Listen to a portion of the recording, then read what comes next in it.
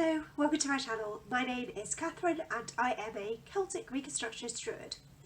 So what on earth does that mean? So that is going to be the topic of my video today, just talking a little bit about, I prefer not to use the term Celtic too much actually. I use it because people know what it means, but I actually prefer to use the term Iron Age Reconstructionist Druid because it is better for my purposes, but I'm going to be going into that and basically the ideas behind Reconstructionism and why it's not the only branch of Druidry, but why it's the one that I chose. So Reconstructionism is pretty much as its name implies. It is a practice that attempts to reconstruct practices from anything. It can be applied to anywhere, but with Reconstructionist Druidry, it's looking particularly at the Iron Age, which was when the Druids were around. So they were operating from around 400 BC until the Roman conquest of Untitled or Anglesey. We're not quite certain when the attack was, but it was around 60 to 61 AD when they came and they ransacked the Druid stronghold on Untitled and they basically destroyed the Druid order. Probably Druidry still did exist after that, but not in an organised form that is so easy for us to understand. So how do you go about reconstructing things? Well, in terms of what I did, I went and I studied a master's degree in not only mythology but also in Iron Age archaeology and religious sort of practices and burials and things like that. Obviously I'm in a position of privilege to be able to do that. I was able to be supported while I did that MA by my lovely partner and by some funding, but that pretty much just paid for my tuition and that was it, so it's not great. But I did manage to do it and I did have a support system in place, so I know that that is a privileged position. But it basically enabled me to study what I wanted to study and to get an idea of how much we can reconstruct things, because we can only go so far. So let's look at the three sources of information that we have concerning Druidry and how we might then reproduce those practices. So the first one, the best one, would be the Druids themselves. Only problem is that they didn't write anything down. They were literate, but there seems to have been a forbidden aspect to writing. So writing down their beliefs and that sort of thing, because it was powerful. It was extremely powerful, and they passed down their teaching and their learning through oral practices. So we don't have that. We do have archaeology, however, and the archaeology can help us in a lot of ways. It can also not help us. The second one is written sources from the classical world. There's only one problem with this, is that the classical world didn't really like Druidry, particularly Rome. So even when you've got people who are Greek writing, they're still Greeks living in the Roman world, and I take what they say about Druids with not so much a pinch of salt but more of a vat. So it can be very difficult to know what they're being truthful about, what is being used for propaganda purposes, and even if they do believe it, how much they actually understand of what's going on. For example, there is the ritual of Mistletoe in Gaul, which was written about by a classical writer, and do they really know what's going on? We can't be certain. And also to say whether that something happening in Gaul was therefore a widespread practice. We don't really believe that they had the same religion even in parts of Britain, so why on earth it would be the same as in Gaul is a completely different thing. So that's an issue too. And the third one we have, which is one that is very useful but it's very difficult to tell stuff, is mythology. So mythological sources, or sources of writing that come about in the early medieval period. So a classic example of this would be the Mabinogion, which comes from a couple of different sources pieced together to make the Mabinogion, and Irish work as well, things like the Toy Maculnia and other pieces, and they can vary as well in terms of, they were written by Christian sources who might have been somewhat amicable towards some pagan customs and not to others. So it's really difficult to know what is accurate. And so given all this, why would I choose to follow this practice? It seems quite mad, and most of the time I do sit there thinking, why am I doing this? It's so bad. The reason I chose to do it was because it seemed like the most authentic path to me, and I am an absolute history nerd. I love stuff to do with history and about religion. I did my BA in theology, in Christian theology.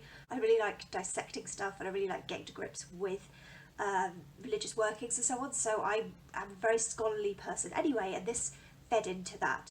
So a couple of sort of preconceptions of Reconstructionist Druids is that we are very pedantic, that we're gatekeepers, that we can't just let people enjoy things. And I mean, you know, enjoy what you want, believe absolutely what you want. I have no problem with people calling themselves Druid and not being a Reconstructionist, absolutely fine. But what I want to do is Reconstructionism, and if you want to engage in Reconstructionism, then yeah, you have to follow a set number of rules.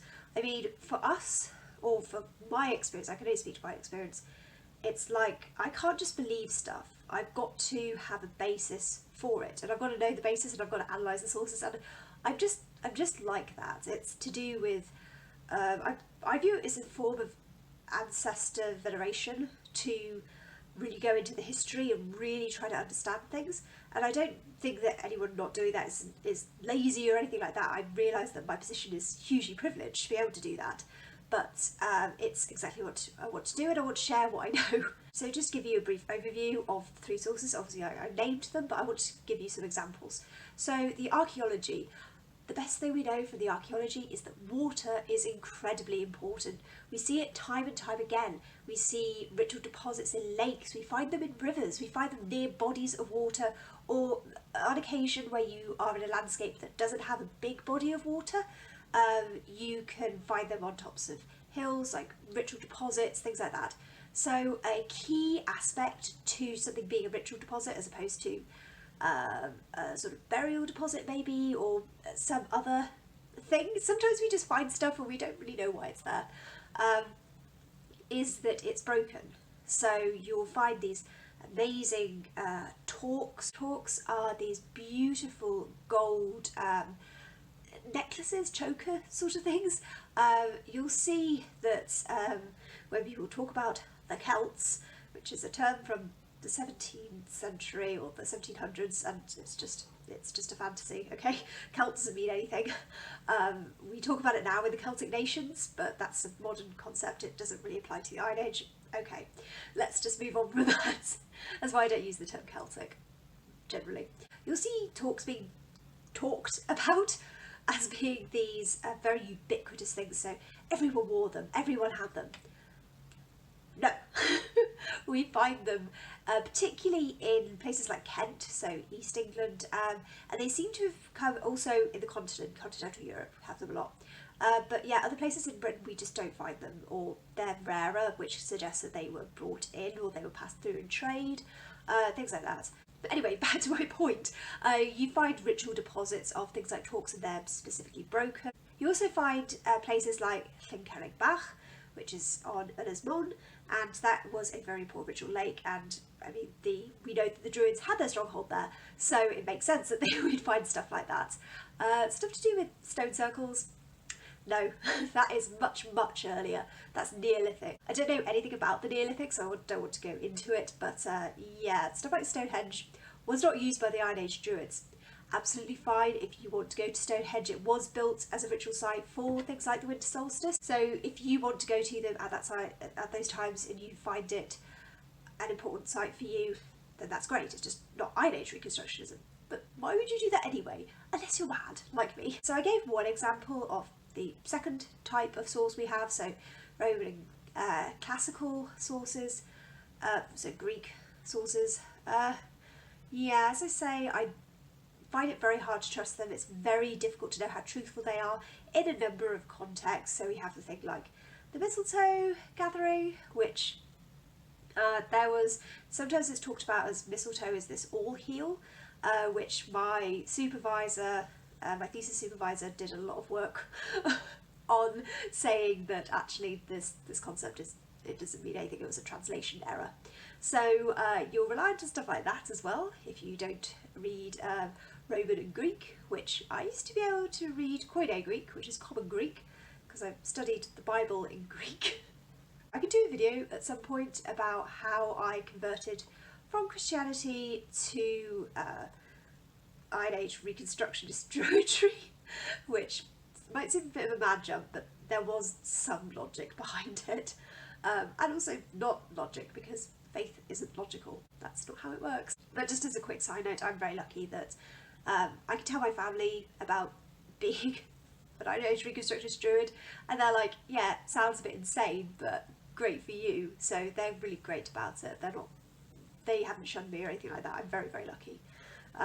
Partly also because my mum has sort of fallen out of her Christian faith anyway, so that was helpful. So anyway, the third source, so stuff like the Mabinogion isn't technically mythology, but I mainly work from Mabinogion in that I'm a not only Iron Age Reconstructionist Druid, I'm a Brythonic Iron Age Reconstructionist Druid. So that means I don't do stuff like, I don't venerate Irish gods, because Ireland isn't Britain, and I live in Wales, and Wales isn't England, thank the gods. So I venerate Welsh gods, which, you know, makes sense. So I will do another video about the gods, and I'm actually creating like a special pamphlet that you can get hold of about the gods, so that's pretty cool. And you've got things like basically tales. Not everyone who appears in the tales, or even is important in the tales, is a god. Prime example of this that everyone is going to say, of course that's a god. Rhiannon. I did a lot of study on Rhiannon. I don't think that there's any compelling evidence that she's a god.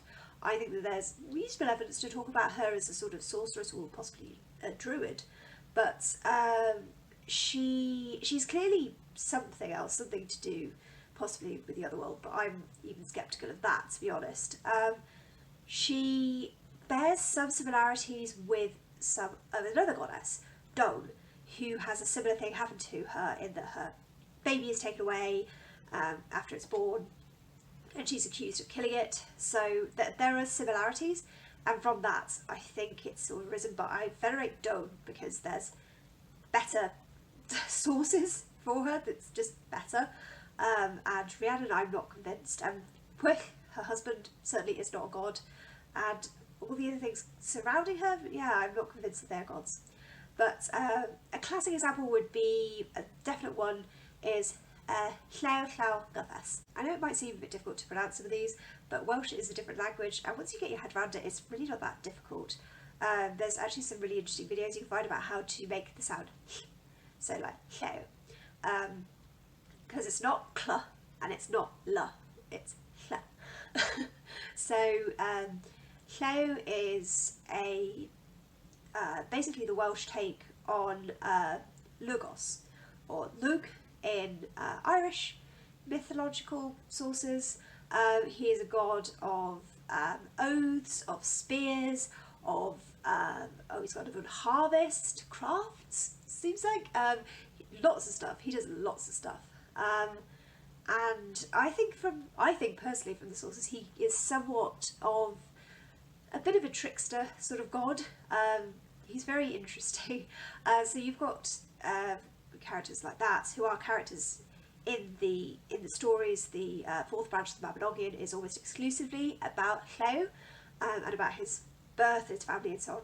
If you're interested in any of these sources and you want me to do a video about one in particular, or longer videos on all of them, then please let me know and I will. I don't want to be too concrete in when I'm going to next be posting videos, because it can be a bit difficult for me to know exactly, but I'm hoping I'm going to be able to keep a fairly regular schedule. And I will be doing some more stuff about tarot, which I should probably mention here. So yeah, my name is Druid Tarot, and you might be sitting there thinking, hold on, you're a Reconstructionist Druid? And I would say to you, yes. You'd say, well, your channel name is Druid Tarot. And I would respond, yes, because I do tarot as well. I sell readings on Etsy. There's a link in the description. And then you would very rightly say, well, how does that fit in with Reconstructionism? Are you really telling me that Druids use tarot cards? And I would respond to you, no, they did not. Absolutely, we know that they did not use tarot cards, because we know that tarot cards are a much later invention. But the Druids were fond of things like intro reading, which I am not about to do, either on this channel or for people or just myself, because I don't think we need to do that anymore.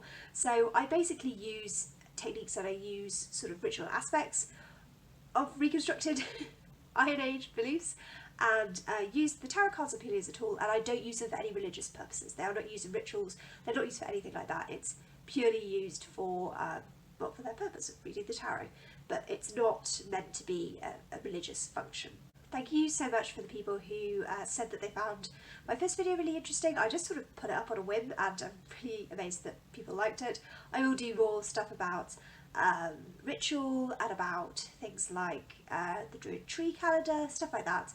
So let me know what you want to see and I'll do it. I'll provide the content. I don't know what people exactly would like to see, but I feel like there isn't a lot of Druid stuff on YouTube, so I want to do that and ask any question you want about the Iron Age and about Druids and, you know, whatever. So thank you so much for watching. I hope that you found it interesting and you learned some stuff, and maybe you want to become Celtic Reconstructionist too, because you similarly never like making life easy for yourself. If you would like to help this lonely druid out by buying a tarot card reading, you can find the details of my Etsy shop below. You get a personalised reading for as little as £3.50. Praise the gods. Thank you so much for watching once again, and until next time, God bless you.